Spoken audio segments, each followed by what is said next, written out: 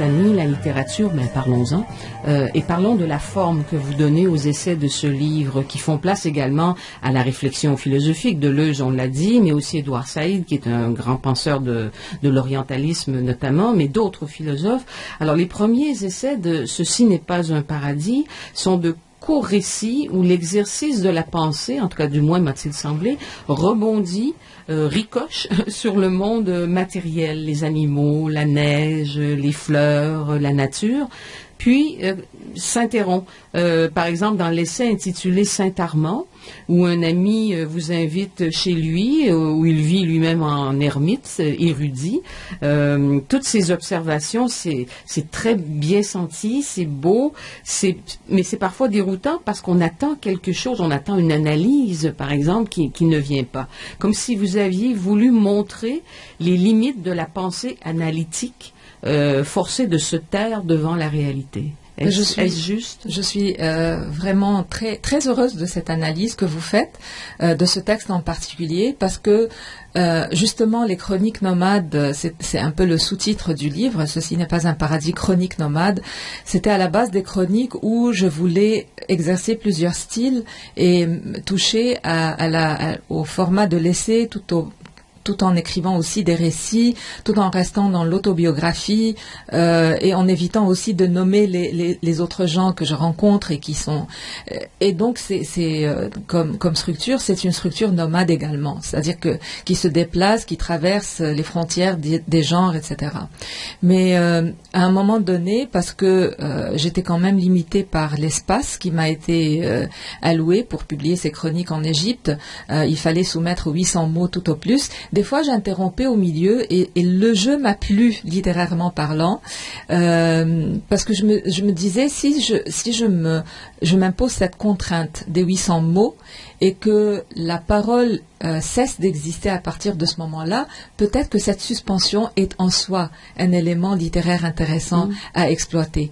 Et plus tard, quand j'ai repris les mêmes chroniques pour le livre, j'ai rajouté quelques petites phrases par-ci par-là, j'ai fait des chutes un peu plus intéressantes, etc. pour chaque récit. Mais à la fin... j'aime l'idée de la suspension de la parole et des fois d'un texte à l'autre aussi ça devient beaucoup plus intéressant parce que les transitions ne sont pas nécessairement très visibles, très compréhensibles par le lecteur, mais à y réfléchir un petit peu, ça crée un petit choc, une petite surprise et c'est tant mieux. Ouais. Vous dites dans l'essai intitulé Politique que les meilleurs outils des penseurs et des humanistes sont précisément le silence, la capacité ou le désir d'entendre des voix différentes pour pouvoir réfléchir à nouveau, reprendre la réflexion. Mais j'allais vous dire, est-ce possible encore de nos jours? Il y a tellement de bruit autour. Oh là là, c'est vraiment difficile de se retirer du monde et d'essayer de prendre un peu de temps pour soi, pour réfléchir sur une question. Moi, par exemple, ça m'a pris des années, je me définis en tant que laïque, ça m'a pris des années pour vraiment définir exactement ma laïcité par rapport à la laïcité en général promue par les médias, par exemple. Et il faut comprendre que j'ai des réserves sur certaines définitions de la laïcité telle qu'on la pratique en France ou ici, tout en restant laïque. Donc cette dimension critique par rapport à un élément aussi important pour la société et pour le débat sociétal comme la laïcité, cet élément de critique, c'est ce qui nous manque. Et la critique ne viendra pas par une émission directe d'opinion, une accumulation d'opinions. La critique viendra avec une réflexion et avec le silence, malheureusement. Le silence et le retirement, prendre ses distances par rapport à ce qui se passe et essayer de réfléchir profondément. Où est-ce qu'on se situe, par exemple? Il y a des textes sur le hijab, par exemple, ou sur le maillot légitime, le burkini. Dans Ceci n'est pas un paradis, je suis complètement critique de cette pratique religieuse, pseudo-religieuse. Je suis pratique du jugement que portent les femmes voilées qui sont la majorité maintenant en Égypte, sur la minorité de femmes laïques comme moi qui ne portent pas le hijab, mais en même temps, je maintiens le principe que chaque femme a le droit de choisir comment elle veut s'habiller. Et donc, ce principe-là, pour qu'on puisse le respecter à fond, ça demande beaucoup d'efforts sur soi. c'est vrai que je rejette le hijab, mais je ne peux pas rejeter le principe de respecter le choix de la femme. Et donc, pour en arriver là, il me fallait quand même du temps et de la réflexion et des lectures et des rencontres avec des gens pour arriver à ce moment ou à cette décision-là où je me dis, en tant que laïque, je respecte tout le monde. Oui, et à partir de là, le débat peut s'engager dans l'espace public, parce Absolument. que le débat est chose nécessaire également. Alors le débat ne s'arrête jamais, hein. On est silencieux, mais ça ne veut pas dire que on est silencieux par rapport à l'opinion ultime, à l'argument ultime, mais on continue à réfléchir et à en parler tout le temps, de toute manière. Ouais. Au fond, c'est contre le caractère spontané de l'opinion brandie à tout bout de champ, au fond. Voilà, et qui n'est pas basé sur une connaissance ou sur un argument mais solide. sur des humeurs, L'essai politique, là, dont j'ai parlé, prend appui sur un colloque auquel vous participez. C'est un colloque sur l'orientalisme, une notion, on le sait, théorisée par Edouard Saïd, qui fait autorité encore maintenant. Et vous posez 3 questions qui interrompent un peu le jargon politique, parce que le jargon vous énerve et je pense que c'est salutaire. Oui. Alors j'aimerais vous les poser pour entendre vos réponses, parce qu'elles sont comme esquissées, ces réponses, mais tout de même... alors première question, pourquoi l'Empire ottoman, qui était dans une logique impérialiste, comme l'Empire britannique ou l'Empire colonial français, n'a-t-il pas donné lieu à des notions comme le cosmopolitisme ou l'universel? Alors pourquoi? J'ai une réponse qui me vient d'un grand écrivain libanais-français qui a écrit un livre extrêmement important et intéressant, Les identités meurtrières, et je parle de Amin Malouf. Ouais. Et c'est lui qui soulève cette question-là, que l'universel n'est pas universel en fait.